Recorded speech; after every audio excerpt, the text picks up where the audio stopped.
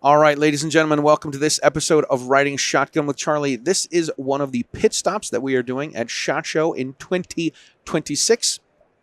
This is we want to thank Otis Technologies for letting us use their podcast booth here at the SHOT Show. They are America's gun care, and they are proudly American made. So if you need some gun cleaning products, you need to go to Otis Technologies. All right, now my guest for this show is none other than Alisha Curtin. Hello. Oh my gosh. Finally. I know, right? Yep. You're a gun instructor in San Diego. I am. Which is pretty cool. And San Diego sucks to get a gun license in. So the whole state as a whole. Yep. Yes, it does. A whole state as a whole. It totally sucks. If you were to rank the counties, though, San Diego, so as far as the process, San Diego is okay. The process does kind of suck. They really picked up the pace. They rolled out some new software, which really helped to speed up the timeline. So that's a good thing. But the process is still expensive, incredibly expensive. The one benefit to San Diego County versus other counties is if you kind of put time into researching what other counties put as far as requirements on their permits, San Diego doesn't put any of those things. For example, San Diego County lets you have an unlimited number of guns in your permit. Because in California, your permit is you and your guns. And the guns are specific, and you have to shoot the qual with them. They're listed on the permit. San Diego doesn't limit you. You can have 100 guns. As long as they're registered to you, you can have them all in your permit if you want to. San Diego doesn't limit that. Many counties limit you to one or two. San Diego doesn't limit the caliber. And, the state says handgun and a handgun caliber. So we're still under that. But the county doesn't limit you to any range of calibers in particular. There are some counties that won't allow a 22, that won't allow a 5.7, that limit your calibers. Many counties limit the length of your barrel. Some won't allow a single action only. So, we don't have, if you look at the bright side, we don't have any of those. Right? Some of this stuff is so ridiculous. Yeah. Rhode Island has this thing where they have a qualification for your carry permit in Rhode Island. You do it at 25 yards. Wow. A nice, good self-defense distance, right. 75 feet. Yes. Okay. And you can only, whatever caliber you do it in, that's the largest caliber you can carry. Oh, interesting. Okay. So, yeah. So I tried doing the qual on a 45 just to make sure. Come on. I passed. All right. I think out of 300 points, you have to get like 195 or something. Okay. So it's not ridiculous. That is one complaint I have about San Diego County, our qual. Yeah. It is the easiest to shoot qualification on earth, and I would love for it to be a little bit more challenging. Really? It's this is the opposite of what we hear from the Freedom folks. Here's the thing. So, I guess I come at it from an instructor perspective. I see people out there who are literally thinking, because it's so easy, they get no training. They have no clue how to handle their firearm. They don't know how to function it. Technically, as long as they are safe for the qual and they can shoot the qual, we technically kind of have to pass them. Right. So you have people that literally sometimes look at me like with a mag in one hand and a gun in the other and ask, where do I put it? Whoa. So I would love for the qual, you think about it, my family and I are out there in the world, right? My kids are out there, and there are a ton of people out there in the county that barely could get rounds in the bottle at 3 yards. So we literally have a milk bottle. Your qual is 3, 5, and 7 yards. You give essentially 5 rounds per distance. The county does want you to run through the qual twice, like to kind of do a run through and then a real just qual. in case it's not a mistake. Right. And the round count they ask you to bring is higher because a lot of people do need remediation. They need some help, and 5 rounds at 5 yards, 5 rounds at 7 yards, and then a split of 3 and 2, 3 dominant, 2 non-dominant at 3 yards. And some people, and anywhere in the bottle counts, and lines count. So you have this essentially a silhouette-sized milk bottle, and anywhere in there counts. You aim center mass, but you're hitting the very tip top of the head or the very basically hip. That's considered acceptable. Wow. It's a very large range. I don't love that that's acceptable. Yeah. Because that's what you do. I mean, there's the stress of a qual. That can be stressful. Sure. But you think about the stress that happens in real life. If you are barely hitting 2 feet off of your aim point, right, in a controlled environment like the range where you have all the time in the world, what are you doing when you draw in fear for your life? Yeah, you have all the time in the world. So I would love for it to be either timed. I would love to be able to add a little bit more stress, right? Kind of stress you a little bit, either timed or some other elements that would be, kind of encourage people to realize I need to do some training. I need to spend some time practicing, that, but, yeah. Gotcha. Live fire to get a Massachusetts license to carry is going to become a new thing. Really? It's starting in April. Yeah, Yeah. it's so stupid. Do you know what the call is going to be yet? No, welcome No? to the Commonwealth. All right. We do not. All right. So my deal is this: the new requirements that we have in this law Uh-huh. is you have to have a class that has live fire. You Okay. have to have a written exam, Okay. which sounds like NRA basic pistol. Right. Fine. Yeah. Then they want you to do suicide prevention, California has that too. injury prevention. We don't have that yet. You do. I'm going to say you do. Well, we Here- have an hour of mental health. Oh, God. I mean, you can roll that in there. I guess as an instructor, I can decide to make that part of that content. Injury prevention is this: Safe handling. safe direction, Yeah. finger off the You're trigger, right, check yeah. to see if the gun's loaded. Right. I guess I don't title it. You're right. You're right. You're right. I'm like, how? We already have this stuff. We're already You're right. You're right. And then the last thing we have to do is, you ready for this? Disengagement training. Oh, Yeah. Now, do you know what disengagement training is? well, de-escalation doesn't. Yeah. No, Break no, contact- no, break not contact, no? de-escalation. Break- Not de-escalation. Disengagement training. Well, yeah, breaking contact. I mean, I have no idea what it is. okay. Right. All right. The first time I looked up disengagement training, the first thing that came up on a Google search was pathological worry disengagement. Oh, And then there was engagement training and disengagement training for your dog. hmm. Yeah, so it's ridiculous. But to get back to the qual stuff, we now have to have live fire. They don't know how much it is. They Okay. don't know if it's a certain number of rounds. They don't know if Okay. it's a certain number of targets. They don't know any of this stuff. So I'm like, I hate the idea, right? I'm down with freedom. If we're going to have to do, if it's just to shoot a gun, that's dumb. Right. If they're going to have a qualification, I'm like, let's make it the FBI qualification. Well, that's where I'm at. And That's- let me carry every place the FBI can carry. Right? Oh, I like that. Because Which I'm is everywhere. right, and I always this is good and bad of me. I always compare it to my first ex-wife. How many have you had? Just one. Just one, It sounds worse when I say my first ex-wife, Okay, but okay. that's, tell me what makes you happy, and that's what I will do. Okay. But if you change what makes you happy and you don't tell me, I don't know what's going to make you happy, and that's why I don't like having the qualification. But if you have a qualification, let's say this is what it is, and then after I do that, then let me rock on. I've met your stupid requirements. Mhm. I've showed you that I'm proficient. I've showed you that I can hit my intended target. Right. I've passed the FBI qualification. Let me carry someplace. What do I get out of this by making you happy? Right? Yeah. And if you don't do that, then this is stupid and BS. Yeah. Yeah. So your qual. My call. Yeah. The county's call. The county's qual. Well, so what would you have people do? Well, so you mentioned the idea of less versus more restriction. I am all about rights and things like. And what it is because we have this qual. People take, hey, I passed the qual. I'm proficient. I'm good to go. This is all that I need. I did good. I passed the gold standard, right?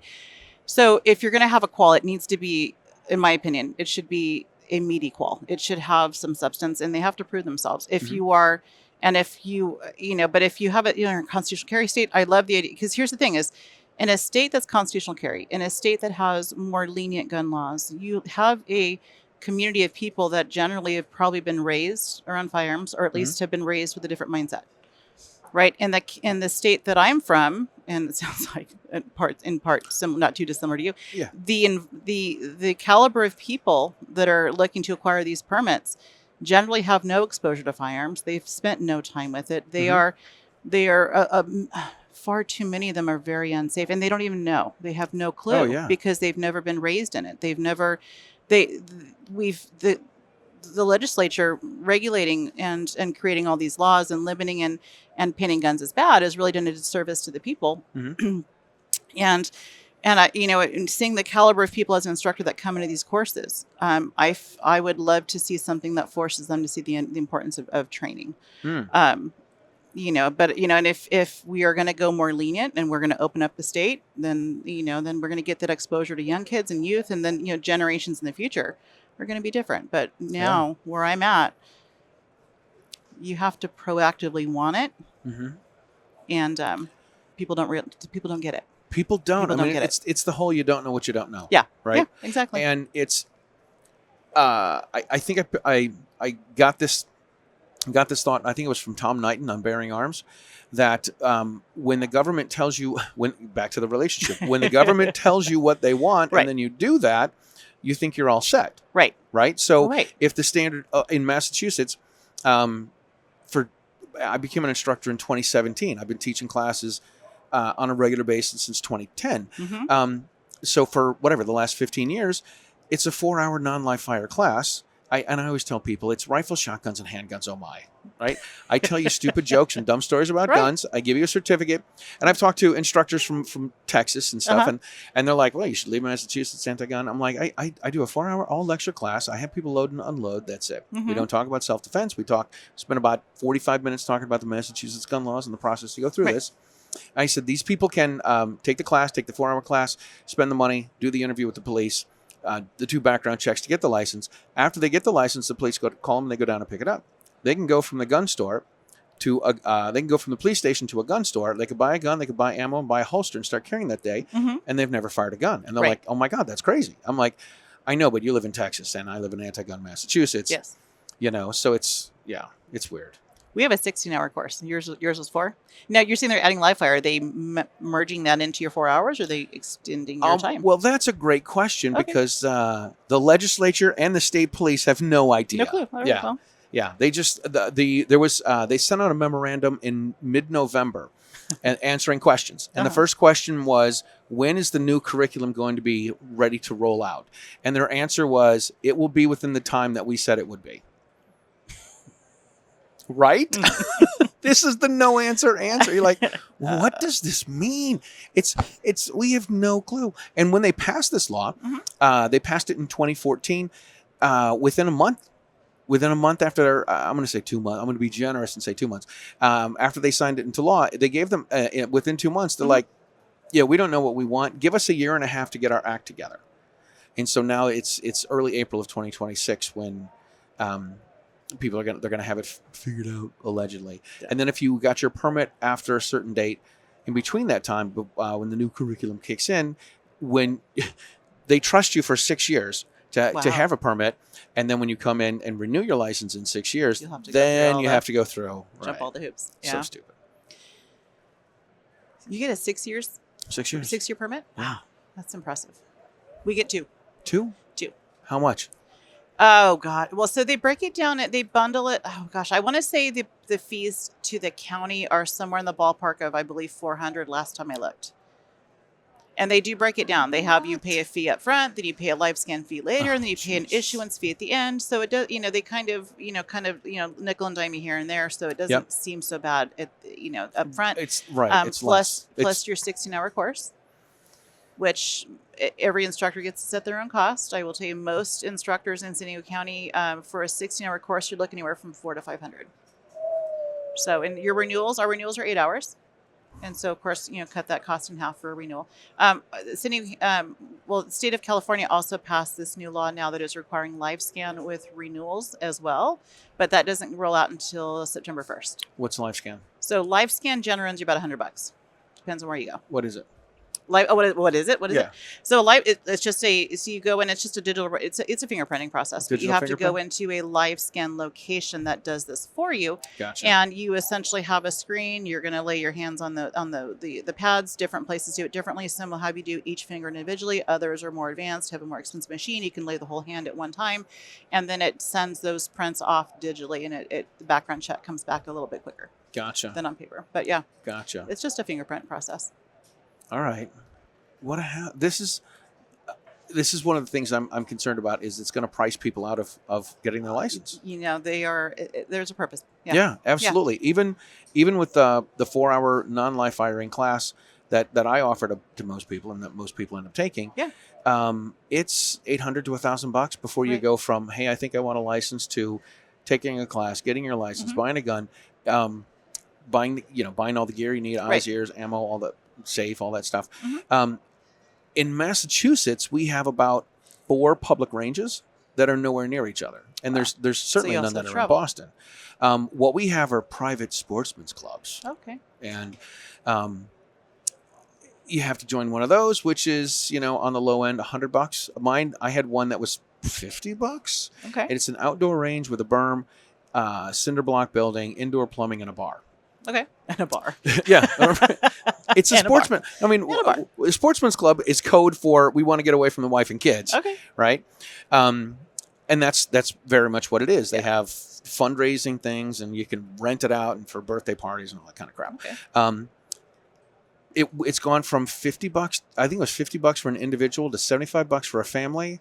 To I think it's $75 for a family, and if you don't go to a work party, then you have to pay another $50. Okay. So when I hear people from other states, they talk about a range fee. I'm like, what's a range fee? I have no idea what a range fee is. And they're like, oh, you're a free agent. You can go to whatever range you want to go. It's the vig. You got to pay the range to use it. Yeah. And go shoot there. And there's many ranges in the area, at least in the area that I'm in, will not allow an outside instructor to come in. Oh, even easier. So we have a number of indoor ranges here over in San Diego County, but most of them have their own instructor staff, and they therefore do not allow outside instructors. So if you have your own private training company, you are hard pressed. You have to travel far.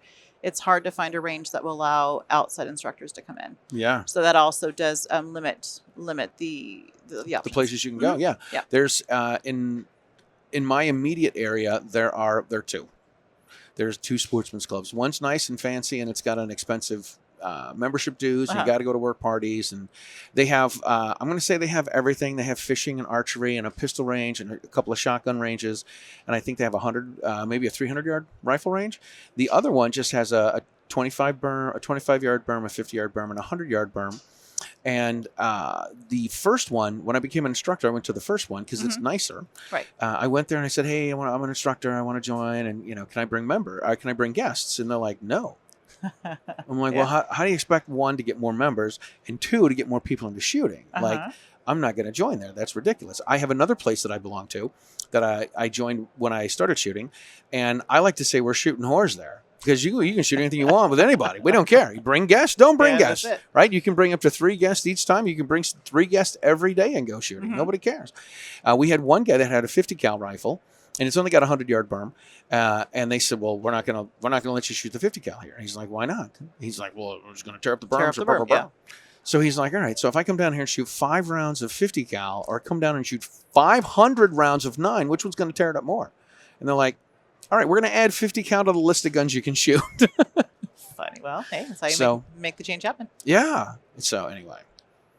How so? Do you work at a range? You're like a full-time instructor girl. I do. I work. I actually work. I work for a training company as well as a range. So I am split between 2 places.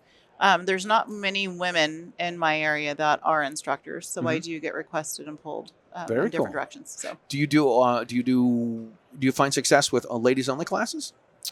There's so many ladies only shooting clubs in San Diego County that there's already a place for that. And so I've attempted to put things together and really, do people come? Absolutely. But, I feel like there's already a place for that.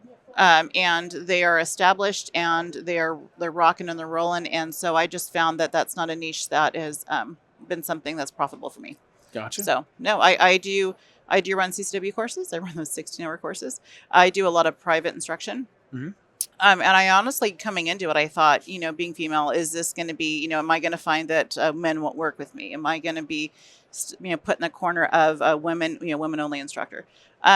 Absolutely not. I would say probably maybe 10% of people I work with are women, and the rest are men. And I've only had one person that was ugly to me. But to be honest, I don't know that it was even me. I don't know that it was that I was female. I think he would have been that way with anybody. Gotcha. But so I've been pleasantly surprised. And I think that working with a woman, I find that it seems like men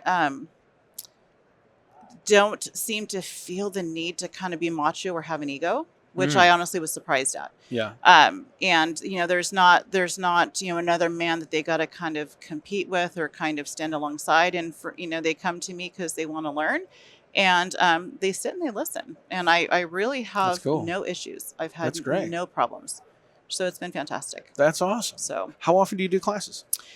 So I work, as far as private lessons go, that's by appointment only. So I work by appointment. As far as the CCW courses, it's generally 3 days a week. 3 days a week? Yeah, 3 days a week. Is it, do you Do you do like the first 8 hours one day, the second 8 hours the second day, and then have somebody like do the second 8 hours and the first 8 hours? How do you schedule all that? So it's 16 hours. Are you doing sometimes 4 the hour day, classes, 5 hour no, classes? we do 8-hour classes. Okay. So yeah, 8-hour blocks as far as the CCW courses go. 2 8-hour days. We do have students in the range both days. Mhm. So we generally have about 6 to 7 hours of class on the first day, Mhm. and then the same 6 hours or so in classroom on day 2, and then we generally spend 1 to 2 hours on the range day 1, and then at least 2 hours on day 2 on the range. As far as the calendaring goes, it's kind of spread all over the place. You know, we Gotcha. call them day 1, day 2. We tell you pick a day 1, pick a day 2, any Okay. arrangement that you All like right. that works for you. And so, yeah, the content we have, day 1 is essentially primarily law. You know, we have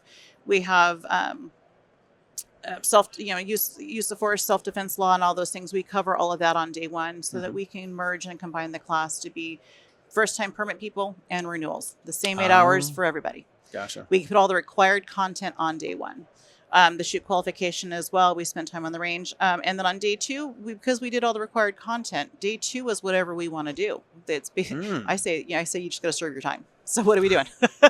So day 2 is more what we do, information that we wish we could find time in day 1 that we just didn't have time for because we require all the legal stuff on day 1. Day 2 is holsters, belts, equipment, how to draw from a holster, how to reholster on your person safely, point shooting, flash sight picture, shooting from retention, all the most realistic environment or circumstances that we can simulate in a classroom. Gotcha. And then when they go out on the range on that day 2, they do that. We have them point shooting, doing some Wow. flash sight picture, shooting from retention. So, and drawing from a holster and doing all that live on the range. But they spend, bulk of the time in the classroom first, Mhm. repetition after repetition, properly drawing from a holster, properly reholstering safely on your person. So that's what our day 2 is about. Very cool. Very cool. Yeah. All right. Well, listen, we need to wrap it up here. How can people find you and all this stuff that you're up to? We didn't even talk about Gun Owners Radio. I know. Yeah. Gun Owners Radio. We can get more into that later. Yes, we can. All right. You'll have to tune into the Riding Shotgun interview with Alisha while we drive around sunny Las Vegas. That's it. It's not so sunny today, but It's not. Nobody needs to know. It'll be bright. Yes. So San Diego ConcealedCarry.com, 619. Hot damn. my own work number, I don't recall. That's I'm okay. going to give you the other number, 619-813-5141. All right. Reach out. Very cool. We thank you guys for tuning in. We want to thank Otis Technologies for letting us use their booth. They are America's gun care, and they are proudly American made. If you've listened to the show, if you got something out of it, please share it with your friends, because that is how we get the Stagecoach across America. If you're not a member of the Second Amendment Foundation, I'm going to put a link below. You can join SAF. You should join your state's organizations, and that is all we got. We'll see you guys next time. Thanks a lot.